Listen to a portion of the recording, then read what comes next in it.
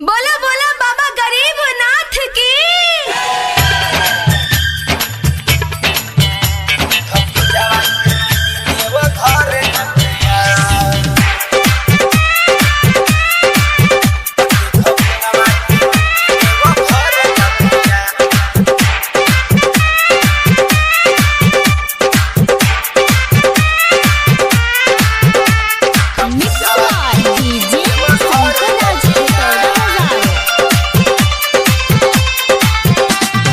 बाबा से अर्जी लगावे जातिया,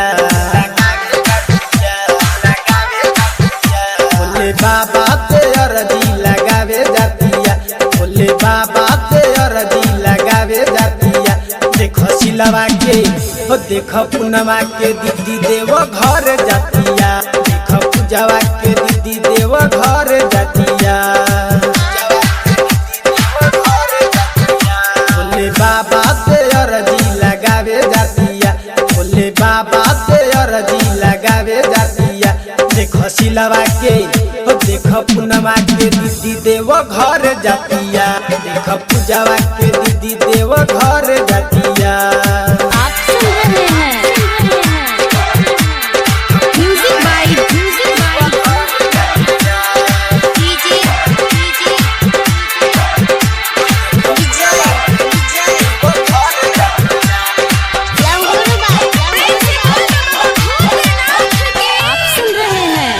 डीजे शंकर राज को हेटौड़ा बाजार।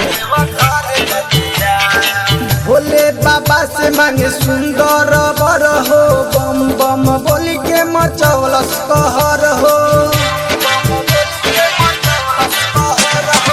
भोले बाबा से मांगे सुंदर बर हो, बम बम बोली के मचौलस कहर हो, मचौलस कहर हो। नहीं मानतिया केहू के बतिया, नहीं मानतिया केहू के बतिया। पूनमी के हो देखरियावा के दीदी देव घर जातिया, देख पूनमी के दीदी देव घर जातिया। आप सुन रहे हैं म्यूजिक बाय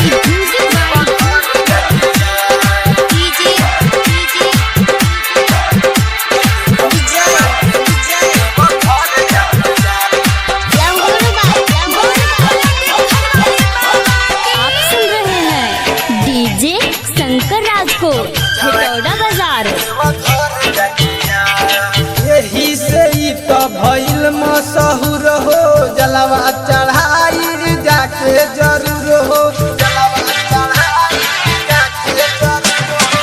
यही से ही तो भइल मशहूर हो, जलवा चढ़ाई जाके जरूर हो, जाके जरूर हो। शिव जी के ई मन में जगावे जातिया,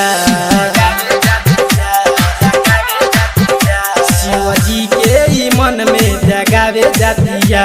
देखो सिलवा के हो देखो सिलवा के दीदी देव घर जातिया, देखो सिलवा के दीदी देव घर जातिया। आप सुन रहे हैं म्यूजिक बाय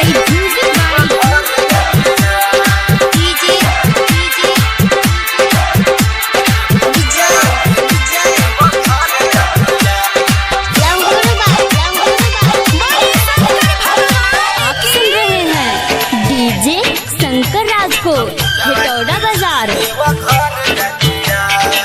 राइटर मुकेश जैसे खोजेल साथी, पूजा करेल दोनों जोड़ी के हाथी।